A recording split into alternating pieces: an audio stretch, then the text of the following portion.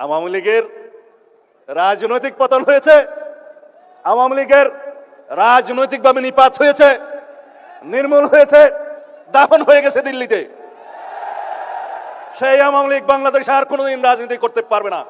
এরকম একটি নৃশংস হত্যাকাণ্ডের পরে, গণহত্যার পরে আজও পর্যন্ত সেই গণহত্যাকারী শেখ হাসিনার কোন রকমের অনুশোচনা নাই। তারা জুলাই যোদ্ধাদেরকে অপরাধী হিসেবে তকমা দিচ্ছে। বাংলাদেশের এই গণ অভ্যুত্থানকে তারা বলছে একটা জঙ্গি তকমা দিচ্ছে। বাংলাদেশে নাকি জঙ্গিবাদের মধ্য দিয়ে তাদের রাষ্ট্র ক্ষমতা ছিনিয়ে নেওয়া হয়েছে। এর চাইতে লজ্জাস করার কিছু নেই। তাদের মধ্যে অনুশোচনাও নেই, তারা দুঃস্বীকারের সেই অবস্থাও তাদের নেই, সেই ইতিহাসই তাদের নেই। তারা উল্টো বিদেশে বসে বাংলাদেশে এখন নাকি গণতান্ত্রিক সরকারের বিরুদ্ধে বিভিন্ন রকমের ষড়যন্ত্র করছে। আওয়ামী লীগের রাজনৈতিক পতন হয়েছে, আওয়ামী লীগের রাজনৈতিকভাবে নিপাত হয়েছে, নির্মূল হয়েছে, দাফন হয়ে গেছে দিল্লিতে।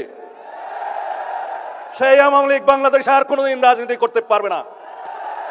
রাজনৈতিক দল হিসেবে আওয়ামী লীগের বিচার দাবি করেছি আমরা, আপনারা দাবি করেছেন, তদন্ত পরিচালিত হচ্ছে। ইনশাআল্লাহ খুব শিগগির রাজনৈতিক দল হিসেবে সেই রাজনৈতিক দলকে বিচারের কাঠগড়ায় নিয়ে যাওয়া হবে।